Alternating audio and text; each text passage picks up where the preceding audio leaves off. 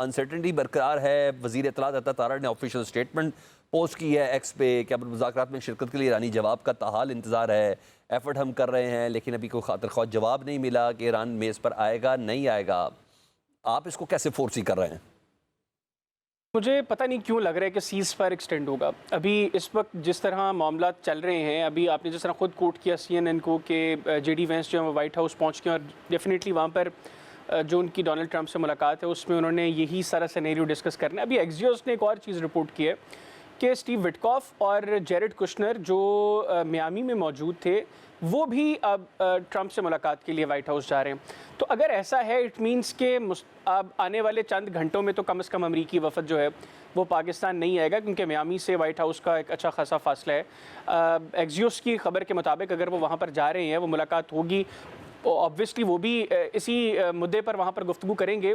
تو پھر سملرلی ہم ایران سے جو اپروچ دیکھ رہے ہیں، اور جس طرح وزیر اطلاعات عطا تارڑ صاحب نے بھی اپنی ٹویٹ کے اندر یہ بتایا کہ ایز آف ناؤ پاکستان کوششیں کر رہا ہے. پاکستان کی ڈپلومیٹک ایفرٹس نو ڈاؤٹ بہترین ہے. پاکستان دونوں اطراف میں جو ہے وہ مذاکرات کی اہمیت جو ہے اس کے اوپر بھی زور دے رہا ہے، کیونکہ یہ ایک لاسٹ چانس ہوگا، مطلب لاسٹ چانس اس پیریڈ کے اندر جنگ کو ختم کرنے کا. ڈیفینیٹلی ادروائز یہ لاسٹ چانس نہیں ہے، اور بڑے موقع ملیں گے، لیکن اگر یہ اپرچونٹی مس ہوتی ہے، یہ ٹرین مس ہوتی ہے، تو مستقبل قریب میں دونوں ممالک کے پاس جلدی کی اپرچونٹی نہیں ہوگی کہ وہ اس جنگ سے نکل سکیں. اور اگر یہ 10 روز کے بعد، 20 دن کے بعد یا 40 دن کے بعد دوبارہ مذاکرات کی میز پر بیٹھ کے یہی ڈسکس کریں گے تو لوگ گریبان پکڑیں گے ان کا کہ جناب 40 روز پہلے جب آپ کے پاس یہ اپرچونٹی تھی تب آپ یہ سب چیزیں بیٹھ کر مذاکرات کی میز پر ڈسکس کر سکتے تھے، تو اس وقت آپ نے یہ سب کچھ کیوں نہیں کیا؟ امریکہ کا کیوں مزید آپ نے امیج خراب کر دیا؟ ادھر ایرانی پوچھیں گے کہ مزید کیوں ہماری تباہی کروا دی؟ تو یہ ایک اپرچونٹی ہے،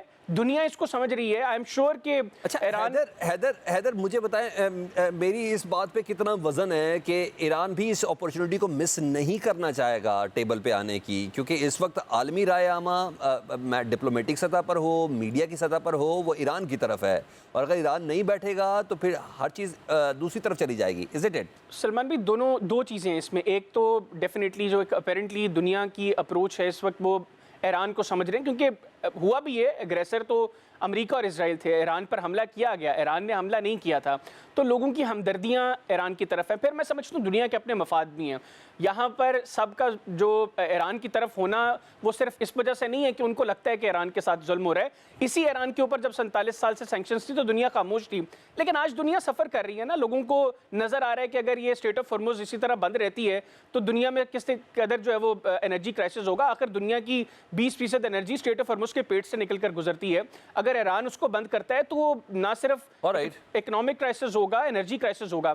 سیکنڈلی ایران میں اس چیز کا بھی اندازہ ہے 40 روز کے اندر تقریباً $270 ارب کا نقصان ہوا ہے. یہ جانی نقصان تو اس سے بہت بڑا ہے، لیکن یہ معاشی نقصان بھی بہت بڑا ہے. ایران کی اکانومی یہ سب کچھ بیئر نہیں کر سکتی. Haider I again back to you. Javed Malik صاحب میری آواز آ رہی ہے؟